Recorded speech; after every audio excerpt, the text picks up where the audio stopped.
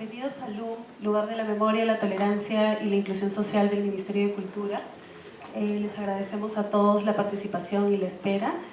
El día de hoy nos reunimos para escuchar a la doctora Dagmar Szypanski en la charla maestra Cultura del Recuerdo y Políticas de Memoria, el ejemplo de Alemania Oriental, un evento organizado por la Fundación Konrad Adenauer, la Universidad Antonio Ruiz de Montoya y el LUM. Para dar inicio, por favor, invito a Mariela Noriega, directora del Lugar de la Memoria, la Tolerancia y la Inclusión Social, quien dará unas palabras de bienvenida.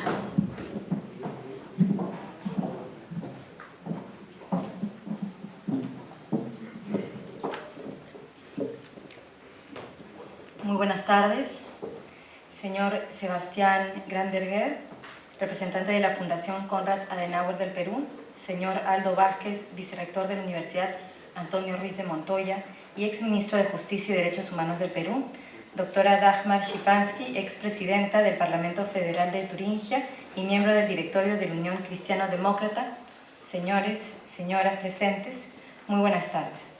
Es muy grato para mí darles la bienvenida al Lugar de la Memoria, la Tolerancia y la Inclusión Social, espacio de encuentro que depende del Ministerio de Cultura y donde la memoria es el centro del diálogo y reflexión que nos permite identificar acciones encaminadas al fortalecimiento de los valores ciudadanos y el respeto de los derechos humanos.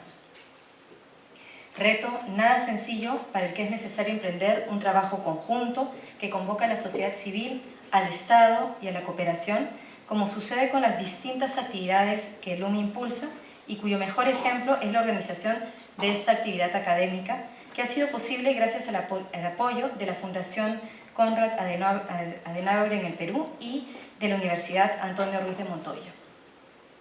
La charla magistral que vendrá a continuación lleva por título Cultura del Recuerdo y Políticas de Memoria, el ejemplo de Alemania Oriental, y estará a cargo de la doctora Dagmar Szypanski, quien, además de ocupar distintos cargos públicos en Alemania, es física de profesión, doctora en física electrónica y profesora universitaria.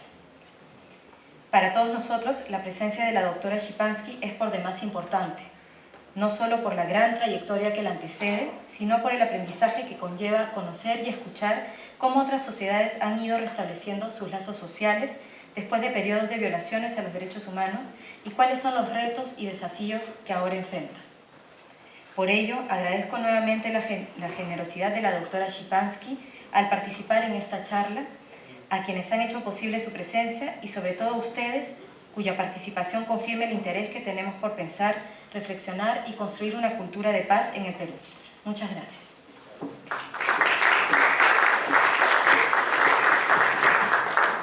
Invito ahora a subir al señor Sebastián Grundenberg, representante de la Fundación Konrad Adenauer en el Perú.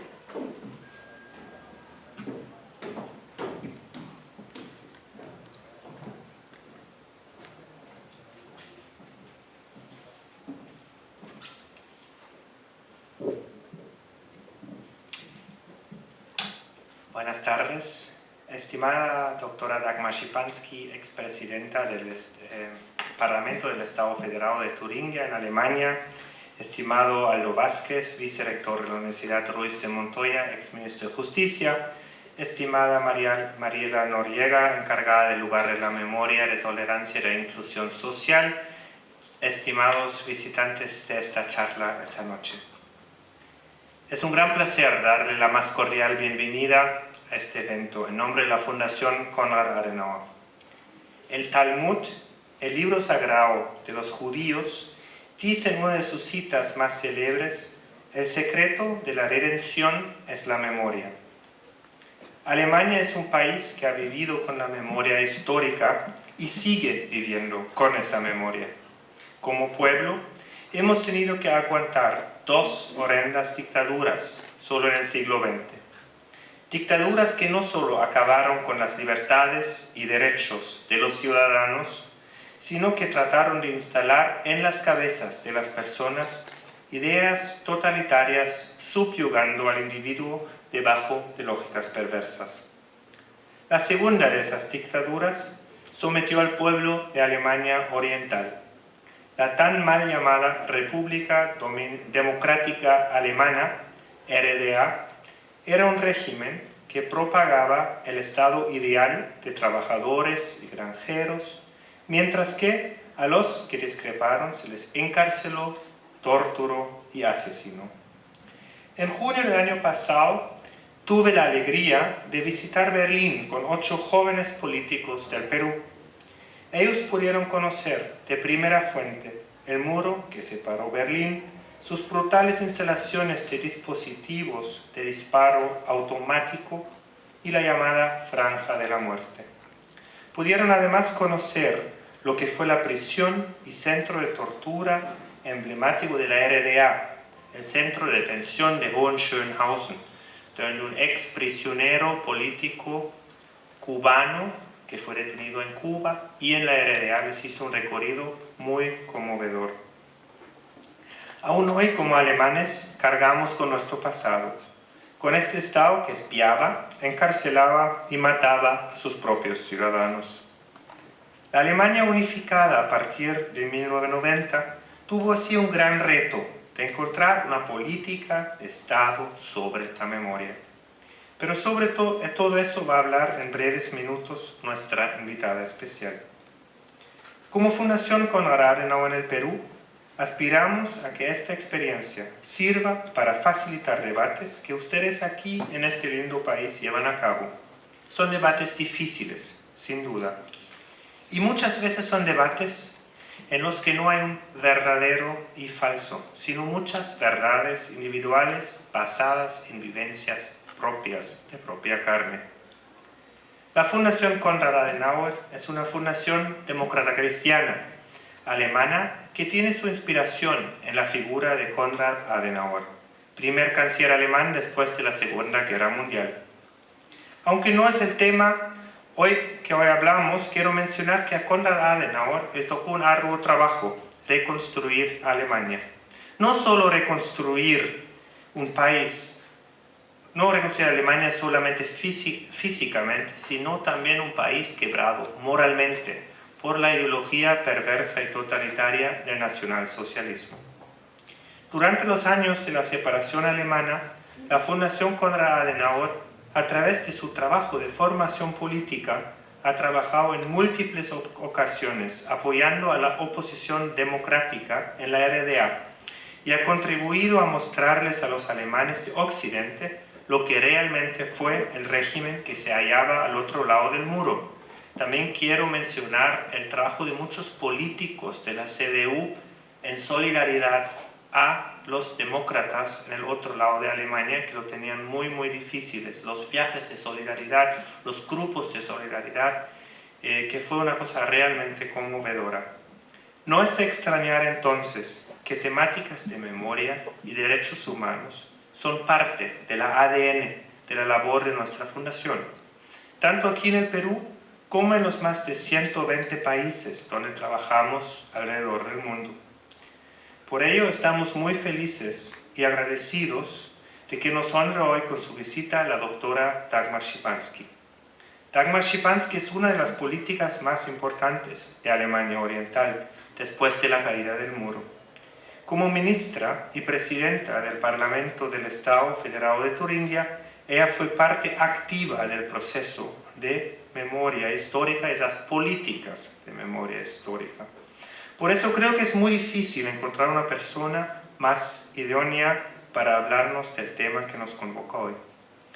Quiero finalmente invitarles a todos, no solamente a acompañarnos en ese evento de la Fundación Konrad Adenauer, sino de seguir nuestra labor en general, las distintas actividades en distintos temas.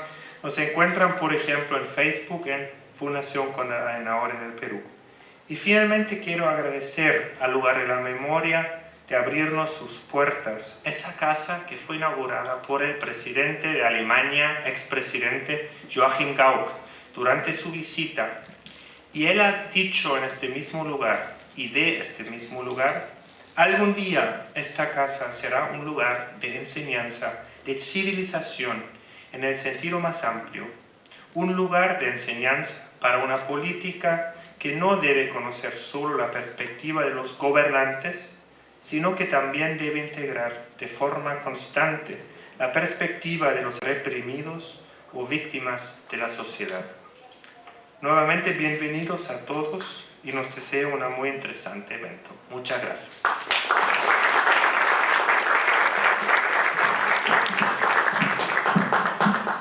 Bueno, para culminar las palabras de bienvenida, invitamos al señor Aldo Vázquez, vicerrector de la Universidad Antonio Ruiz de Montoya y exministro de Justicia y Derechos Humanos del Perú.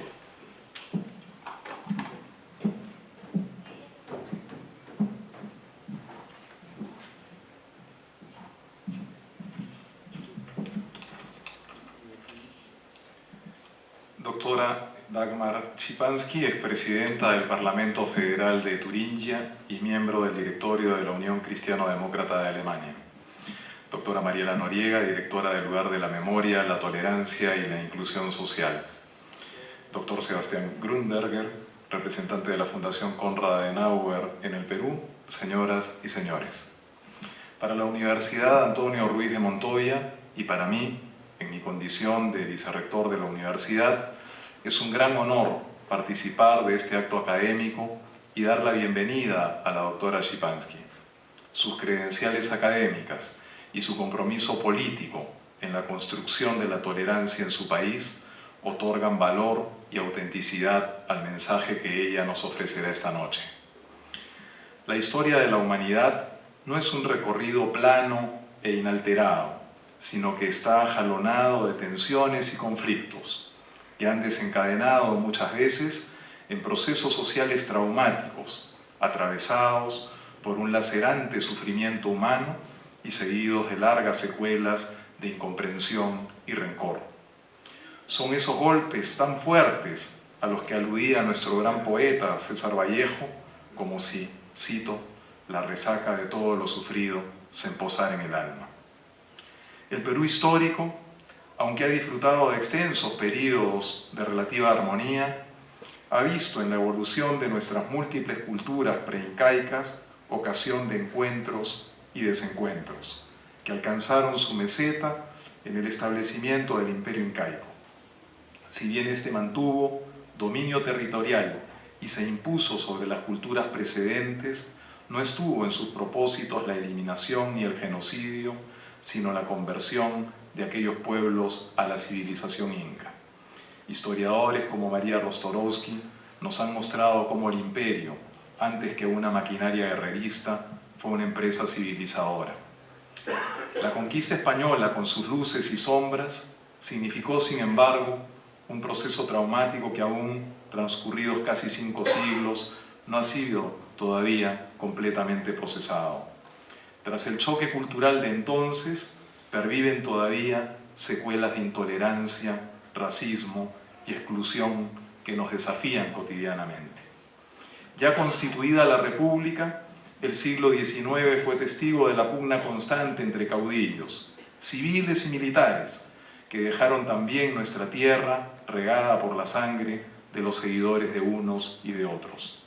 Pero nunca, en nuestra larga historia, el Perú había sufrido con tanta intensidad la violencia fratricida de los años 80 y 90 del siglo pasado, cuando Sendero Luminoso y el movimiento revolucionario Túpac Amaru se alzaron en armas contra el Estado peruano y su población con el propósito de imponernos sendos regímenes totalitarios. La respuesta descontrolada de algunos elementos del Estado entonces supuso muchas veces volver sus armas contra grupos civiles indefensos sobre la base de sospechas y delaciones obtenidas ilegalmente. La Comisión de la Verdad y la Reconciliación estimó en su oportunidad que la cifra más probable de víctimas fatales de la violencia en el Perú de aquellos años habría alcanzado a 69.280 personas. Estas cifras, como la nota la misma comisión, superaron el número de pérdidas humanas sufridas por el Perú en todas las guerras externas y guerras civiles ocurridas en sus casi 2 siglos de vida independiente. El proceso de violencia puso así de manifiesto la gravedad de las desigualdades de índole étnico-cultural que aún prevalecen en el país. El 75% de las víctimas fatales del conflicto tenían el quechua u otras lenguas nativas como idioma materno, pese a que la población que comparte esas lenguas solo alcanzaba el 16% de la población peruana. Este lugar, edificado con la colaboración de la República Federal de Alemania, nos permite mantener vivo el recuerdo de aquellos años en la certeza de que solo el conocimiento certero de nuestro pasado reciente nos permitirá construir un futuro de paz y de progreso para todos los peruanos. La Universidad Antonio Ruiz de Montoya es sensible a las situaciones de dolor producidas durante aquellos años de violencia en nuestro país. Por ello, desde su específico quehacer académico, propone acciones tendientes a revertir las secuelas de aquel periodo. Una prueba de ello son las escuelas de perdón y reconciliación que desarrolla en diferentes lugares del Perú nuestro Instituto de Fe y Cultura. Guardo un sentido recuerdo de esas escuelas a las que asistí personalmente siendo ministro de Justicia y Derechos Humanos. Estos espacios de encuentro y reconocimiento entre personas que bajo experiencias distintas y en ocasiones desde bandos opuestos han vivido en sus carnes y en sus espíritus el dolor de la sangre injustamente derramada. Son, no me cabe, estas escuelas respuesta eficaz en el desafío de la reconciliación entre peruanos. Me complace referir en este escenario que las escuelas de perdón y reconciliación de nuestra universidad hoy son replicadas también como metodología y como práctica en diversos ámbitos sociales y geográficos del País Vasco, afectado también por la violencia del movimiento separatista ETA entre los años 60 y 90 del siglo pasado. En esta hora, en la que hacemos memoria del sufrimiento padecido en nuestro país, permítanme recordar una experiencia personal siendo ministro de Justicia y Derechos Humanos en la comunidad de Cano, hoy día a 3 horas de la ciudad de Huamanga, entonces a días de distancia.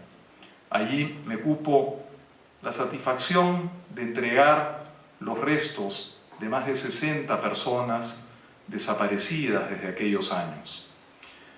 La ocasión fue sin duda conmovedora porque pude constatar cómo es que el dolor, el sufrimiento, la angustia de entonces se mantiene intacta. Fue ese momento que yo siempre he descrito como culminante en mi gestión como ministro de Estado y que recuerdo hoy día.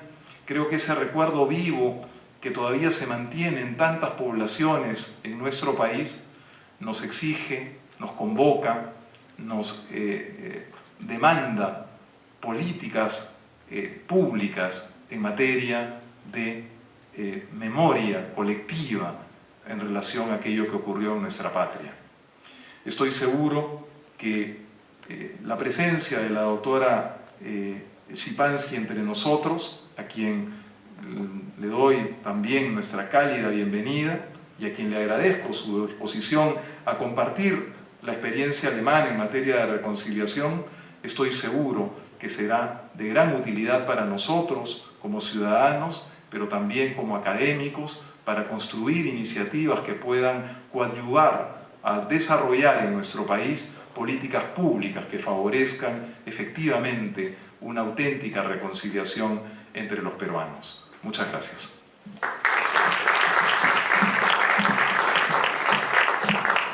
Invitamos ahora a la doctora Dagmar Shipansky para que dé inicio a su conferencia internacional Cultura del Recuerdo y Políticas de Memoria, el ejemplo de Alemania Oriental. Comentarles que después de la charla tendremos algunos minutos para una ronda de preguntas y luego el cierre con un cóctel en la parte de afuera. Gracias.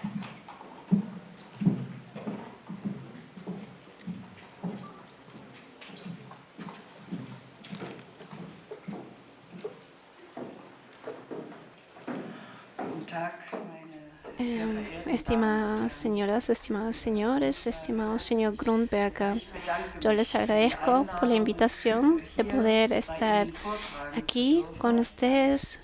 Le agradezco también al señor Grundberger por la amigable introducción. Para mí es un honor grande poder estar en su país y poder conocer su cultura, su historia, su economía, su política y sus personas. Mi tema, la cultura del recuerdo, juega un rol grande en todo el mundo, en especial en estados en los cuales han tenido lugar cambios de dictaduras hacia democracias o de guerra a paz. En Europa, la cultura del recuerdo se da por la terrible separación del continente, en especial en los estados de Europa Oriental, un tema de gran actualidad. Lo mismo pasa en Sudáfrica y también en estados asiáticos, como por ejemplo Burma o Vietnam. También ustedes aquí en Sudamérica buscan el manejo adecuado con el pasado, que ese pasado que influye cada día en nuestras decisiones en relación a la política, economía y la cultura. Nosotros en Alemania nos hemos esforzado después de la reunificación de 1990 y de la Revolución Pacífica de 1989 por un camino viable para la confrontación con la dictadura y poder procesar el pasado de una Alemania partida. Eso, por un lado, se hizo en los nuevos parlamentos elegidos, pero también en el público, en los medios, en algunos pocos procesos judiciales y en el ámbito completamente privado. Ese proceso todavía no ha culminado. 27 años después de la reunificación, cada día descubrimos algo nuevo en el trabajo de investigación con el pasado, los encuentros entre víctimas e infractores, en discusiones con y dentro de los partidos y parlamentos del país. Sin embargo, claro está que cada nación, cada país, tiene que recorrer su propio camino para poder procesar la injusticia y violencia. Las facetas de sufrimiento, opresión y violencia se diferencian, pero se muestran líneas grandes de la generalización de principios de la violencia de dictaduras en todos los países y regímenes. ¿Qué rol tienen los servicios secretos? ¿Qué rol juegan las unidades militares y paramilitares? ¿Cómo se realizó la opresión sistemática de personas que pensaban diferente, que podía llegar hasta la tortura y el asesinato, que ustedes lo han también sufrido en su país? Por eso, en nuestra evaluación tenemos que analizar la perspectiva de las víctimas y de los infractores. Y deberíamos aspirar al principio de justicia y de compensación para un convivir renovado después de la experiencia de violencia. Eso no es fácil. Aquí quiero citar a nuestro expresidente de la República Federal de Alemania, Gauck, que dijo en un discurso que él inauguró esta casa. Ustedes saben lo que eso significaba para él, la memoria de recuerdo. Él dijo en un discurso sobre la cultura de recuerdo y reconciliación en Alemania, en una universidad de Bogotá, en Colombia, el 10 de mayo de 2013. ¿Cómo puede surgir justicia después de una época de violencia e injusticia, después de graves violaciones de los derechos humanos elementales? ¿Cómo se puede responsabilizar a infractores y cómo se pueden integrar los menos culpables a la sociedad? ¿Cómo se les puede devolver a las víctimas su dignidad? ¿Cómo darles reconocimiento y compensarlas? Y finalmente, ¿cómo pueden lograr culpables? ¿Cómo se puede hacer que los culpables, los seducidos y las personas no participantes y las víctimas puedan tener un nuevo comienzo en una sociedad democrática? Para poder cumplir con esa difícil tarea, se tienen que incluir los diferentes niveles de un posible proceso de hacer las paces con el pasado. Con el ejemplo de Alemania Oriental, quiero señalar la complejidad de ese proceso. ¿Qué posibilidades jurídicas habían para poder condenar penalmente a los infractores de la dictadura de la RDA? La reunificación se realizó bajo el artículo 33 de la Constitución de la República Federal de Alemania. Con eso, la zona de la ex RDA se adhirió a la República Federal de Alemania y con eso adoptó completamente el sistema jurídico de Alemania Occidental. No era una adaptación, era que realmente se adhirió. Nosotros vivíamos desde el 3 de octubre de 1990, el día de la reunificación, en un Estado de Derecho, en el cual sus jueces no conocían los mecanismos de cómo la dictadura había usado la justicia para sus propios fines y la legislación dictatorial. Por supuesto que para la población es un beneficio increíble poder vivir bajo las condiciones de un Estado de Derecho y poder perder el miedo de que no puedan tener derecho. Pero por otra parte, la legislación no estaba preparada para trabajar con un régimen dictatorial. Por otra parte, en el tiempo de la ocupación soviética y después, entre 1945 y 1952, todos los jueces y fiscales que fueron puestos eran miembros del partido, que eran fieles al partido y que usaban las leyes como ellos querían. También persecuciones políticas en los cuales que se usaron los centros de concentración del régimen de Hitler y también se ejecutaron personas.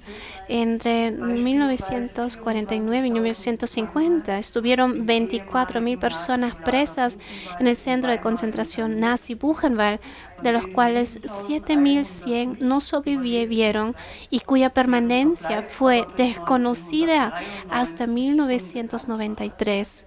Recién después de la Revolución Pacífica se levantó paso a paso el velo del silencio. Se encontraron las fosas comunes en los campos de concentración y se investigaron los archivos. Los archivos estaban en Moscú. En su memoria se publicó en el año 2003. Yo era ministra del país federado Turingen. Hizo un libro de difuntos en el cual los familiares conocieron por primera vez el destino de los desaparecidos. Eso fue un gesto necesario contra el olvido. Por razón de la jurisprudencia políticamente motivada, fue importante cambiar a todos los funcionarios de justicia del régimen de la RDA. En esos acontecimientos revolucionarios hay que tener claro que la soberanía de interpretación es el impulso necesario para un nuevo comienzo y la confrontación con el pasado. Por eso se realizó un cambio completo de juristas y fiscales con profesionales democráticamente formados de Alemania Occidental. El intercambio de las élites es un pilar importante para la cultura del recuerdo, para que no siga la represión y el ocultamiento. Bajo las condiciones del Estado de Derecho, la mayoría de los funcionarios públicos quedaron impunes porque no se les pudo probar un delito como asesinato, tortura o robo. Esos terribles hechos no habían sido hechos directamente por ellos. Ellos solamente dieron las órdenes. Erich Honecker fue clasificado por la legislación fue clasificado como tan enfermo que no se le pudo hacer un proceso. Su esposa, que como ministra de Educación tiene la responsabilidad del internamiento de adolescentes a centros de jóvenes para jóvenes que eran como cárceles, la adopción de niños de los cuales sus padres fueron encarcelados. Se fue exiliada a Chile y nunca fue demandada judicialmente. Sin embargo, los que dispararon desde el muro fueron condenados a pesar de haber actuado por órdenes que sus superiores negaron. Hasta hoy en día hay un señor que dice que no ha hecho nada. Él ha tenido 4 años de cárcel, donde se puede mostrar que él dio una orden, debió estar 6 años y 6 meses, pero estuvo solamente 4 años en la cárcel y él tenía la posibilidad de salir y trabajar en el aeropuerto mientras estaba en la cárcel. Erich Honecker, el jefe del servicio secreto que tiene la culpa de la mayoría de casos horribles, fue a la cárcel. Se denunció por actuar en contra de los derechos humanos, pero según la ley no se pudo seguir y por 2 asesinatos que le había dado condenó a 6 años, pero solamente poco tiempo estuvo en la cárcel.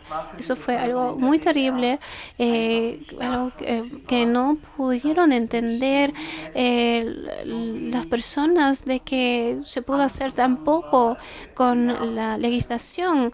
Y de 100.000 acusados solamente se condenó a 1 de cada 133. Se puede decir que el manejo jurídico del pasado fue insuficiente y que la población de la RDA se extendió la incomodidad. Cada intento de huida al occidente fue duramente condenado con el encarcelamiento.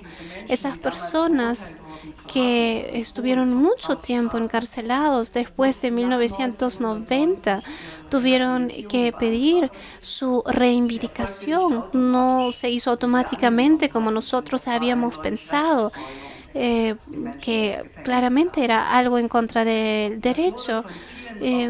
Eso resultó denigrante para muchas víctimas y todavía muchos de ellas esperan su indemnización hoy en día. Por otra parte, los infractores de servicio secreto, policía y ejército han demandado exitosamente jubilaciones mayores. Se puede decir, el sistema jurídico no fue adecuado para llevar esa situación revolucionaria a un balance.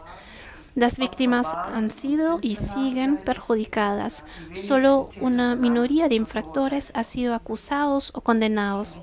El manejo jurídico no ha podido apaciguar la división interna. El conocimiento de sentencias políticas de la justicia comunista, personas que querían fugarse, que ni siquiera llegaron a las fronteras, perdían sus puestos de trabajo y después eran clasificados como elementos no dispuestos a trabajar y tuvieron que ir a la cárcel. Eso dio un sentimiento de impotencia e incomprensión. Barbara Bowley, una conocida defensora de los derechos y que fue muy valiente en acompañar la revolución del 89, Dice, nosotros que hicimos justicia y se nos dio el Estado de Derecho. Esa resignación señala el sentimiento de muchas víctimas, pero sin embargo, esa resignación tiene que ser relativizada y rebatida. El Estado de Derecho ha quitado la inseguridad en las resoluciones judiciales, ha garantizado la independencia de los jueces y ha podido hacer posible una justicia objetiva.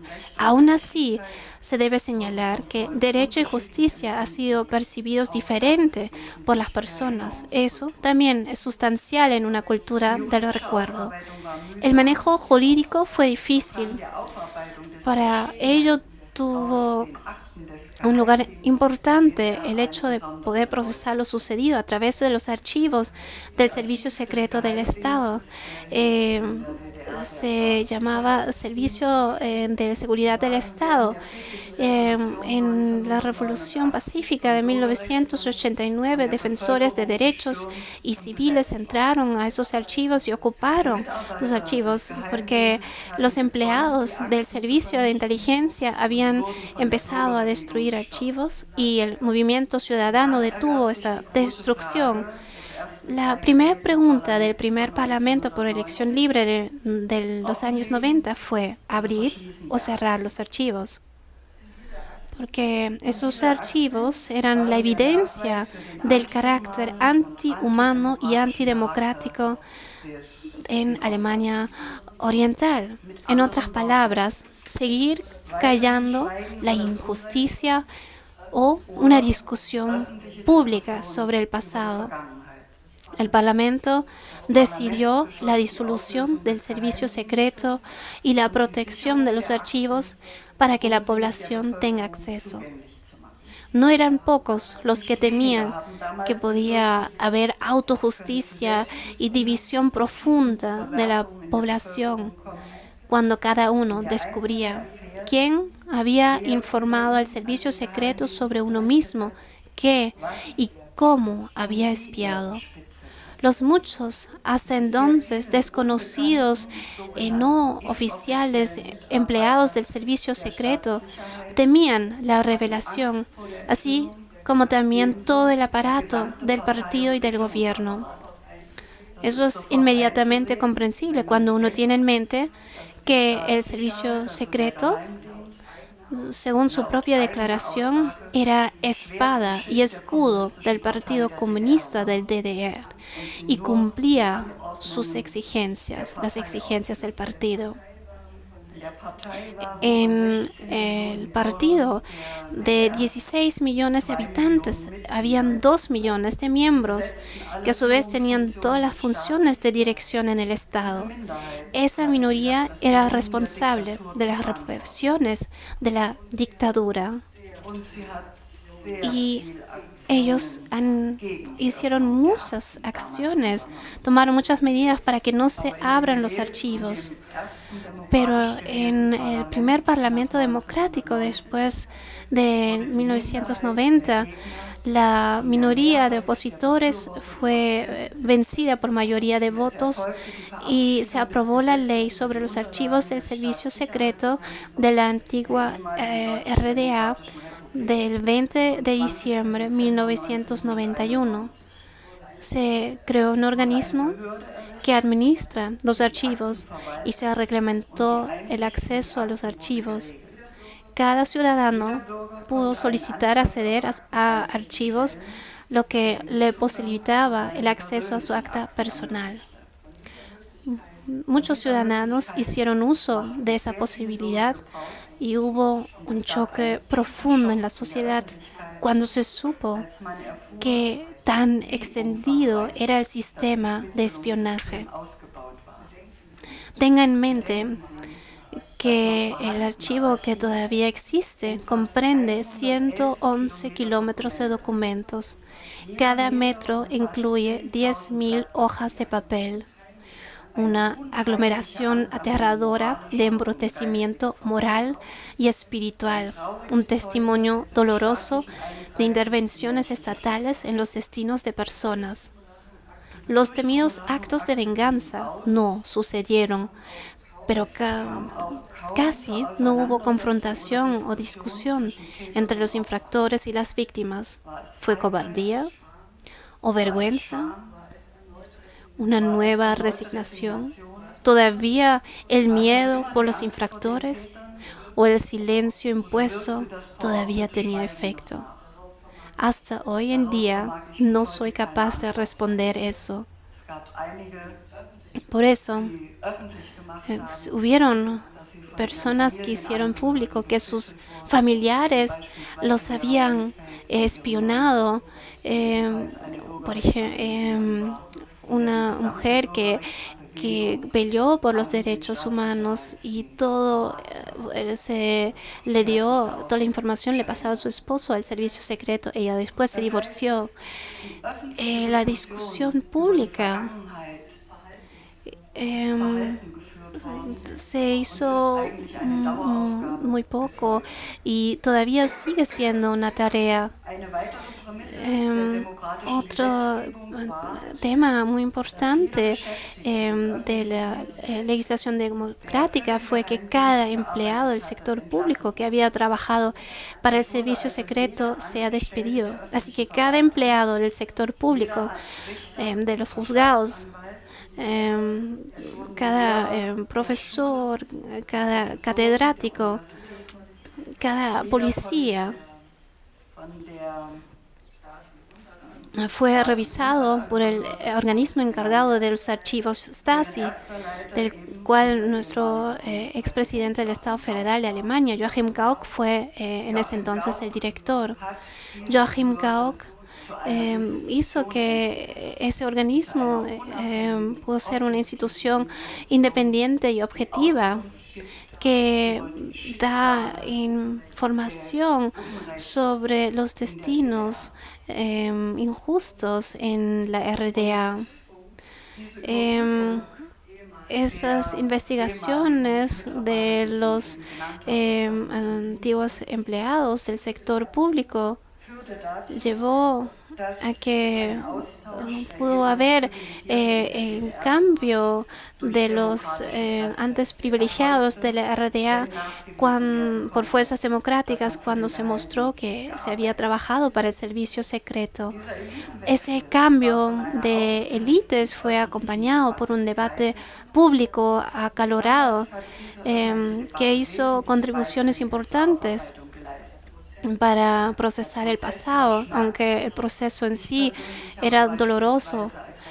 Yo como directora de la Universidad Técnica de Ilmenau he conversado con cada persona hasta también para poder saber cómo si podían seguir trabajando para la universidad que iba a ser totalmente reconstruido. Para muchos fue doloroso de que estaban perdiendo su puesto de trabajo que habían tenido en la RDA y algunos dijeron que era una casa de brujas.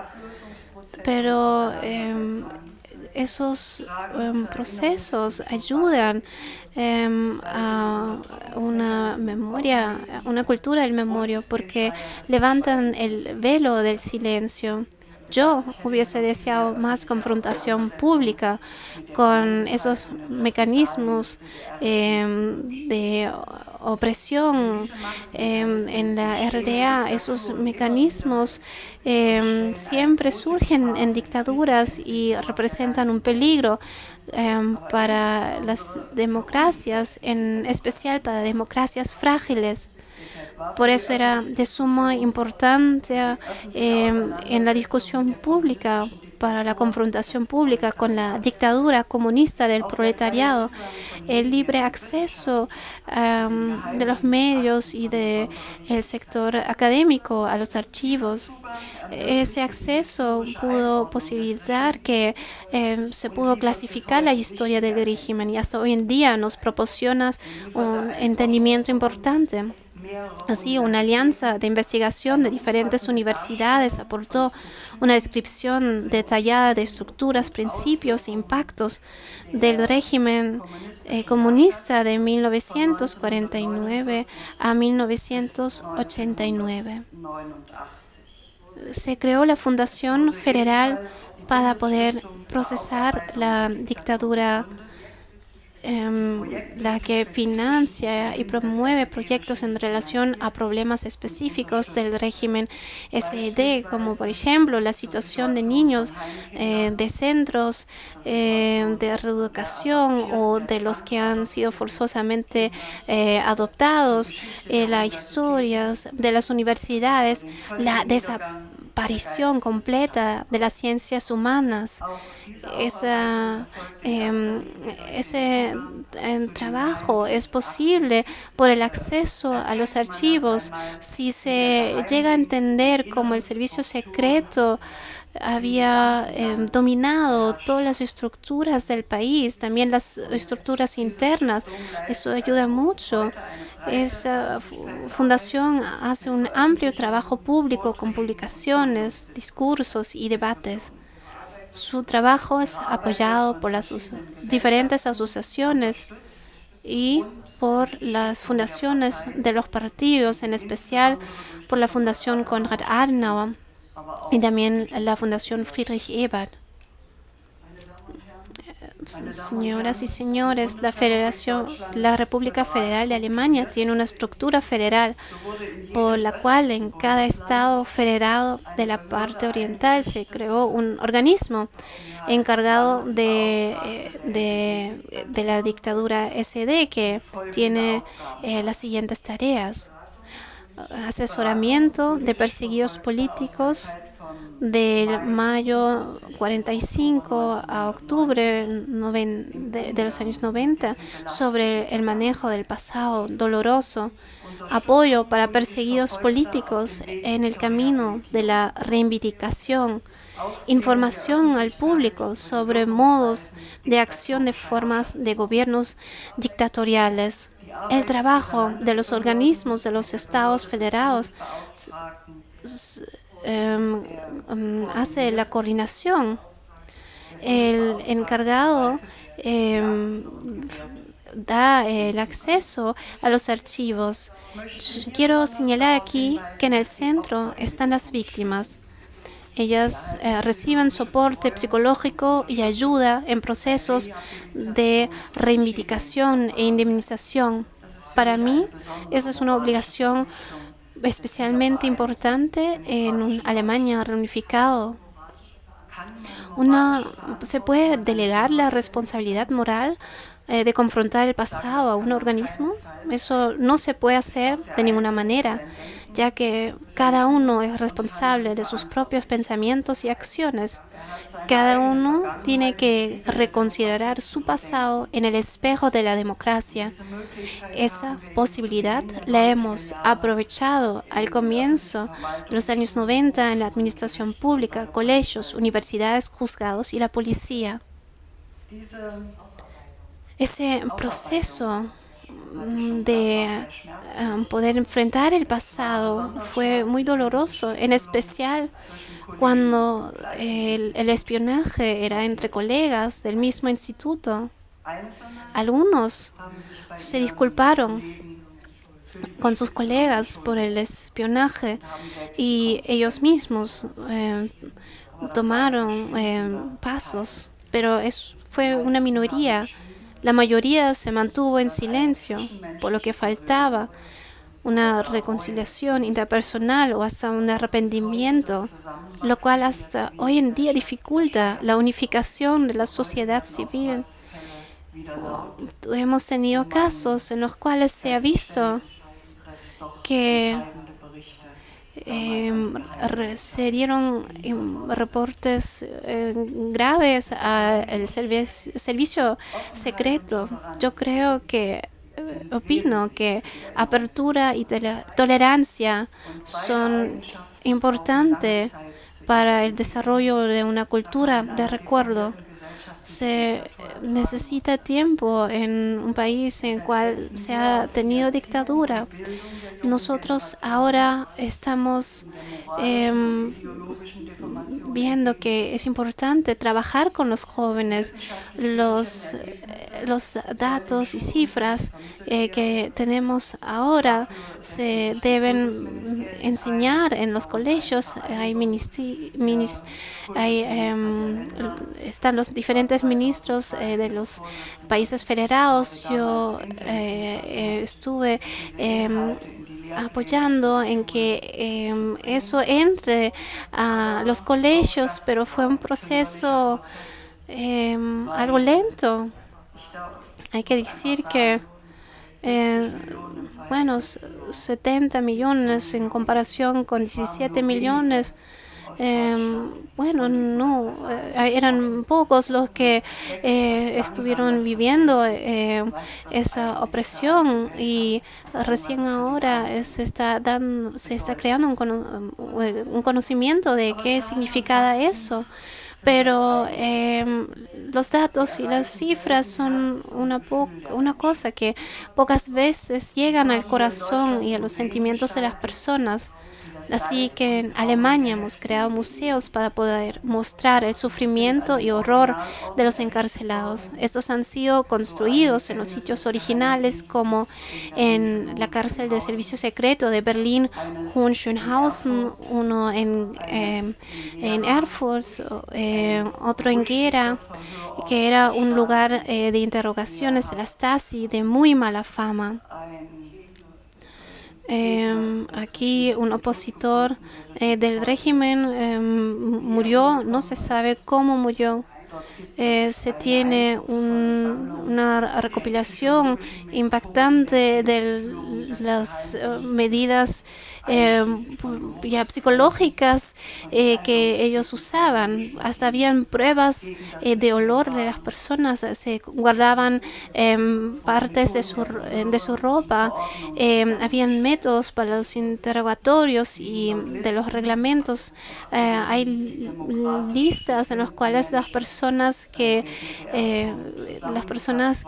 pensaban en una democracia en la RDA y ellos en cualquier momento podían ser llevados a centros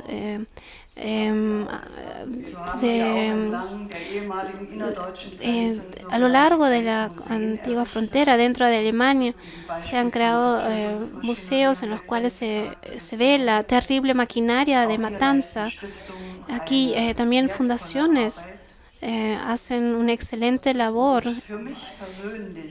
Para mí personalmente, lo que más me impresiona es ese pequeño pueblito Mödlarreuth, que así como Berlín fue partido y tuvo que padecer un sufrimiento interminable. Este año una película regresó esa historia a la memoria de los alemanes. De hecho, las películas son el mejor medio para transmitir experiencias de injusticias. Transmitidas a través de la televisión, llegan a un público grande que posteriormente emprende una discusión. Ustedes saben que es difícil transmitir experiencias a la siguiente generación, pero esto es insustituible para la formación de opinión y el comportamiento de los adolescentes.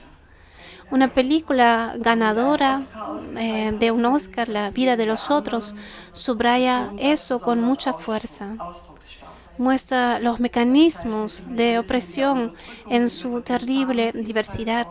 Señala la profunda desesperación interna de las víctimas sobre el sentimiento de miedo y la ausencia de derechos.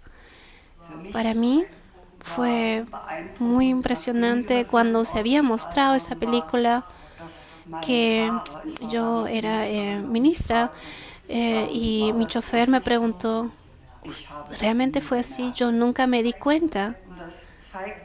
Eso muestra que el silencio sobre la injusticia era el arma más grande del servicio secreto. Ellos fueron obligados a mantener el silencio.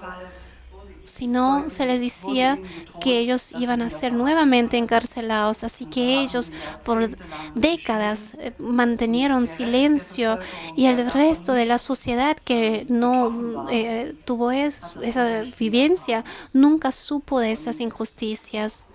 Por eso es parte de nuestra cultura del recuerdo. No solamente están los museos, las películas, también libros, libros científicos, de historiadores o de simples ciudadanos que cuentan esa vida, y en especial que ellos muestren lo que siempre hay en las dictaduras. Sobresaliente el libro de Hubertus Knabe, Los infractores están entre nosotros. Aquí se ve claramente cómo una parte del Estado y de la sociedad se esfuerza por una cultura del recuerdo objetiva, pero también como por el otro lado, los infractores de la antigua RDA siguen viendo la injusticia como justicia, distorsionan hechos y las propias acciones se señalan rigurosamente como correctas. Eso también es parte de la cultura del recuerdo, que en una democracia la libertad de expresión es un derecho protegido, que muchos opositores y antiguos infractores usan para su ideología. La soberanía de interpretación sobre la dictadura comunista del proletariado es un tema fuertemente peleado. Es una lucha que peleamos nuevamente cada día. Esa lucha es necesaria, ya que los adolescentes alemanes, según una encuesta, en su mayoría no conocen la diferencia entre dictadura y democracia, y no se escucha un grito en nuestro saciado país. La opresión estatal de la libertad no solamente es una catástrofe individual de cada uno, sino también de una nación. Por supuesto, señoras y señores, la interacción entre recordar y olvidar es parte de la economía de nuestro cerebro, porque recordar significa escoger, evaluar y conservar, o desechar lo que no es importante y olvidar lo que finalmente entra de la memoria corta colectiva de nuestra sociedad a nuestra memoria de largo plazo.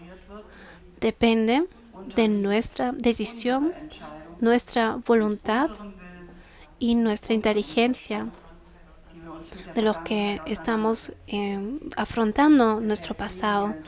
Por eso nosotros y ustedes aquí en Perú cuidamos la cultura del recuerdo. Nosotros no queremos que nuestro recuerdo se apague, pierda color o sea sobrepuesto por las muchas impresiones del hoy y ahora.